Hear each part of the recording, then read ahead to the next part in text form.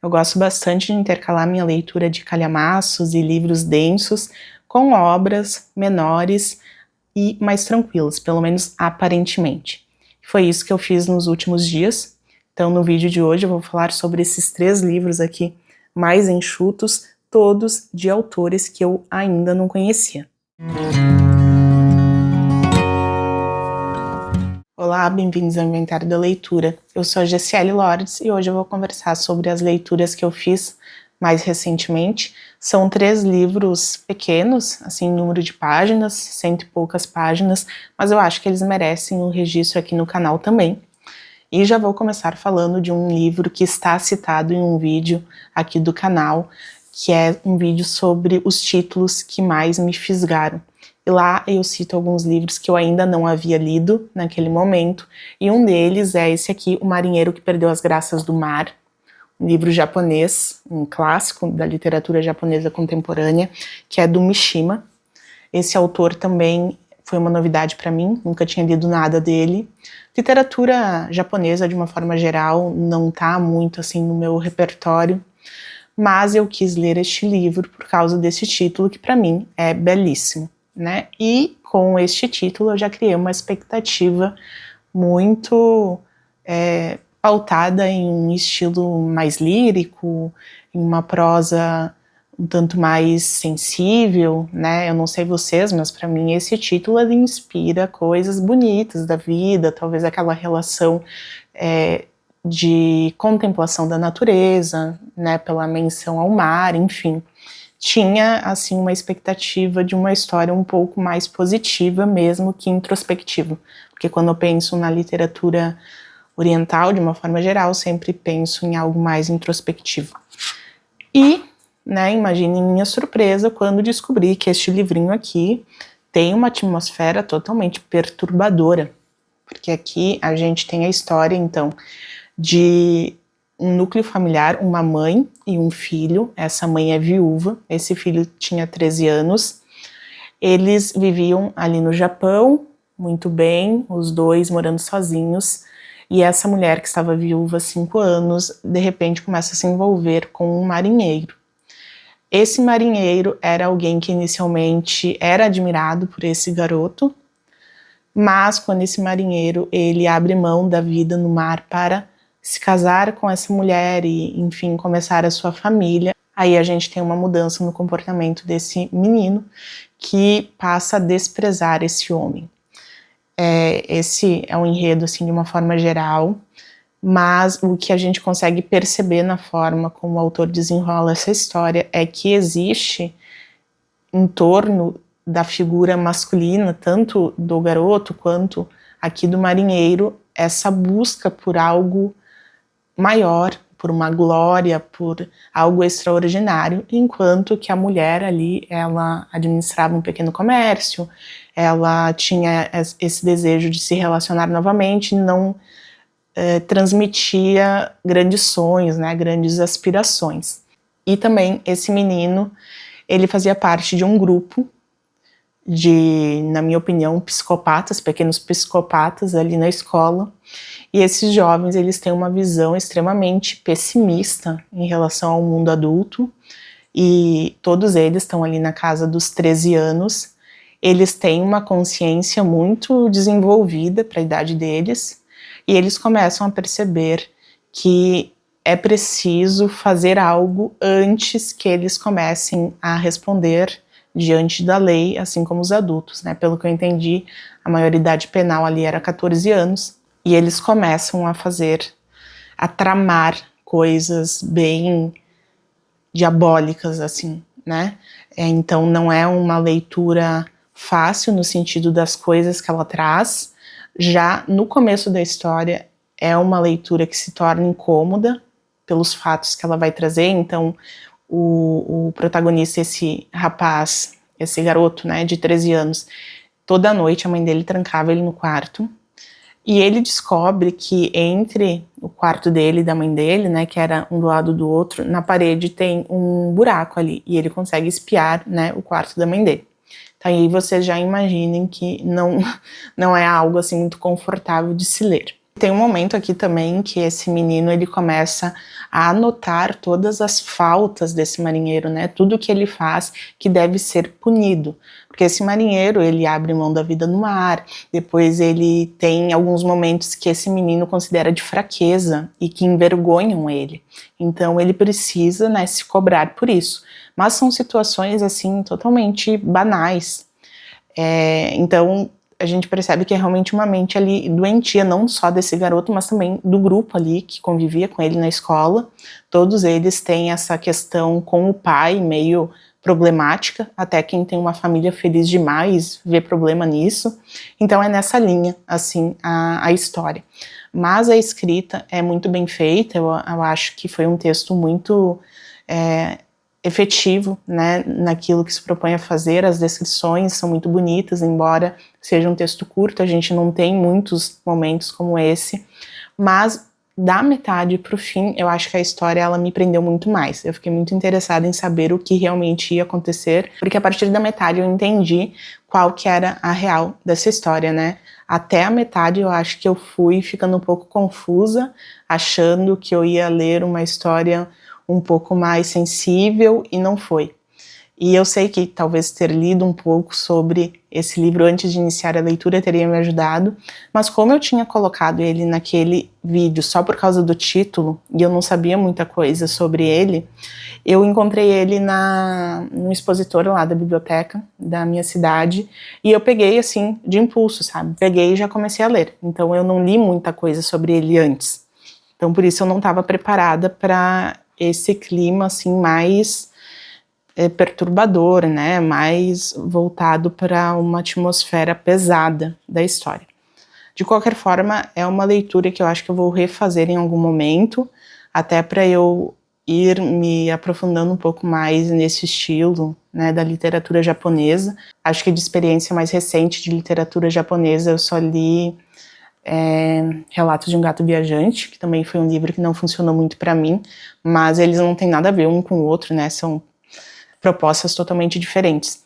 Mas eu fico me perguntando se talvez uma leitura mais pausada, que se pense um pouco mais, não identifique algumas questões mais profundas aqui nesse livro. Talvez eu tenha perdido alguma coisa, tá?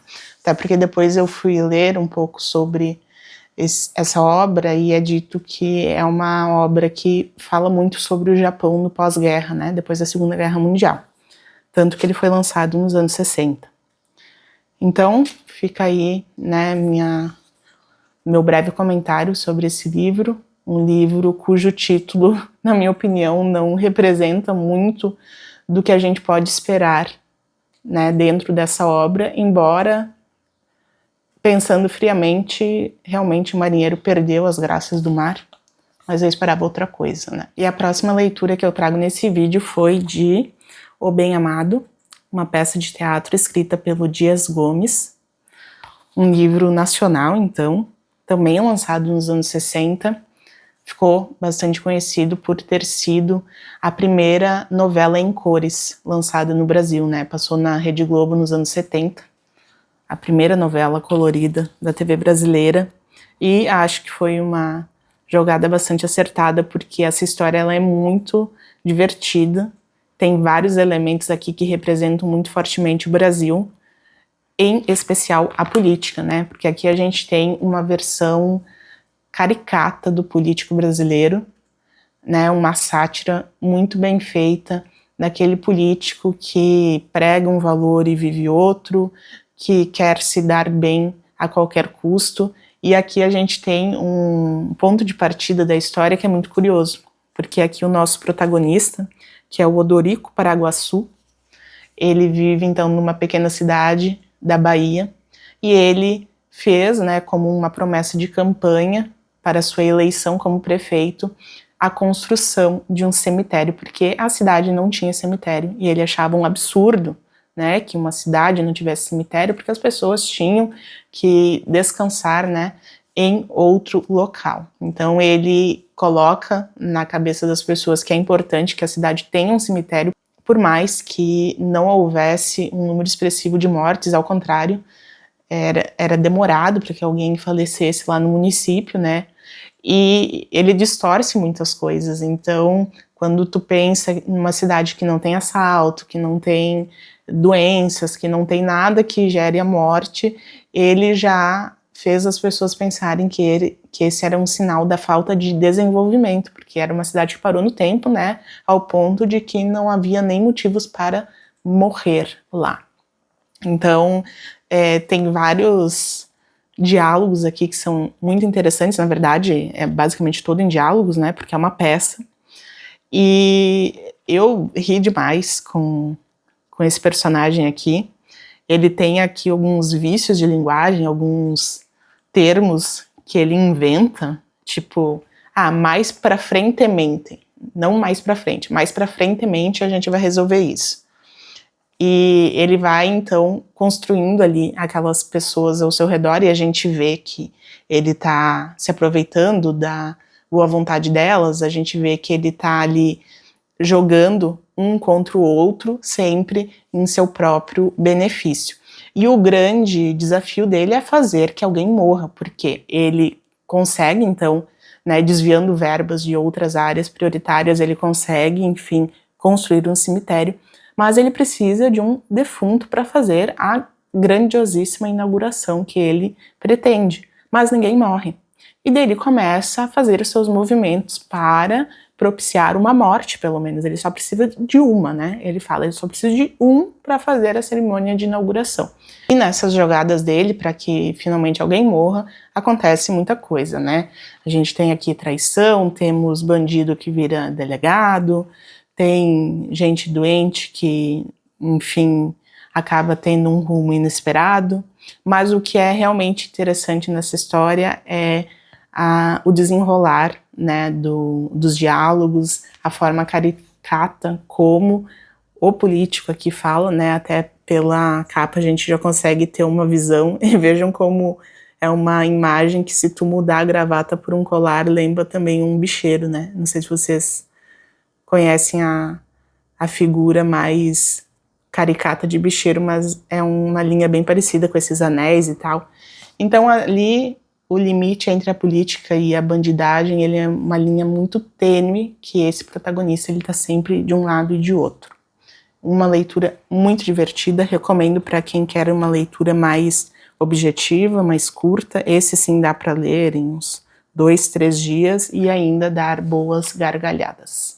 E fechando aqui então, minhas últimas leituras, eu tenho um livro do Inácio de Loyola Brandão, As Palavras Exaustas, esse livrinho aqui, de 2014. Também o Brandão é um autor que está na minha lista com outras obras, não essa, mas quando eu encontrei esse livro aqui, foi em um sebo ou num bazar beneficente, eu não lembro exatamente, mas eu achei interessante para ter um primeiro contato com o autor, e também me chamou a atenção o fato de que este livro tem uma proposta de contos que devem ser lidos como cartas, é uma mescla entre essas duas coisas, além de que os textos também intercalam com fotos do Pierre Refalo, fotógrafo que trabalhou aqui nessa edição também, com algumas imagens urbanas de uma forma geral. Então os textos têm essas ilustrações, não necessariamente correspondendo ao teor de cada conto, mas dão um ar diferente para a obra, né? Eu gosto bastante de fotojornalismo, por exemplo, embora aqui nessas imagens, claro que a gente consegue contemplar as imagens, mas eu acho que uma breve legenda, pelo menos discreta, assim, teria sido bem-vinda nesse caso. Mas então, eu gosto muito de obras que têm cartas, nesse formato epistolar. Porém, aqui, o que eu acho que ficou um pouco estranho foi realmente essa questão de estar entre o conto e a carta. Porque quando tu imagina a comunicação por cartas, tu não imagina que uma pessoa vai escrever para outra colocando travessões para diálogos, por exemplo. Então isso acontece muitas vezes. É como se eu tivesse um contista escrevendo para alguém um conto, enviando por meio de carta, mais ou menos assim. Então isso foi uma coisa que quebrou um pouco a expectativa que eu tinha com carta, porque quando eu leio uma obra epistolar, principalmente aqui nessa proposta que cada capítulo era uma carta. Eu acho interessante que a gente tem ali a possibilidade de preencher os vazios, né? A gente tem ali uma comunicação que ela não tem muito contexto, mas a gente consegue supor muitas coisas. Então, quando A fala para B sobre C, a gente vai completando o C a partir daquilo que o A está falando, né? E aquilo que ele não está deixando muito claro, a gente vai construindo na nossa imaginação. E aqui a gente não tem tanto isso, né? Também são textos que eles variam bastante em tema, variam bastante em estrutura. Tem alguns que, inclusive, fazem a gente esquecer que a gente está lendo algo minimamente parecido com uma proposta de cartas, porque não parecem nada com uma carta que a gente mandaria para outra pessoa, né? Eles têm realmente uma estrutura de contos ou até visualmente parecido com poemas em alguns momentos. Aqui na apresentação da obra é dito que é uma obra hiperrealista. Não sei muito bem o que a gente pode esperar de algo assim, mas se for sempre assim, acho que também não é um gênero que vá me agradar tanto futuramente. De qualquer forma, tem, como todo livro de contos, a gente tem aqui alguns destaques muito positivos. Eu acho que o que eu mais gostei foi uma carta onde o remetente fala sobre o medo de ter que passar por uma autópsia após a sua morte, né? E ele começa a descrever como poderia ser essa autópsia. E, enfim, os detalhes que ele traz aqui dessa imagem ficaram muito visíveis na minha mente e eu achei bem interessante de acompanhar também. Um outro que me chama a atenção, mas que começou a chamar a minha atenção mais para metade, porque eu comecei a perceber que a gente tinha o mesmo remetente em diferentes cartas. E aqui não são só cartas, tá? A gente tem alguns textos que a gente entende que podem ser e-mails, por exemplo, ou recados menores. Mas em determinado momento eu percebi que a gente tinha o remetente repetido em alguns textos e eu voltei, comecei a prestar atenção. Daí tu entende que tem uma lógica ali na comunicação e tu vai percebendo quem é esse remetente e o que ele faz, o que ele está comunicando.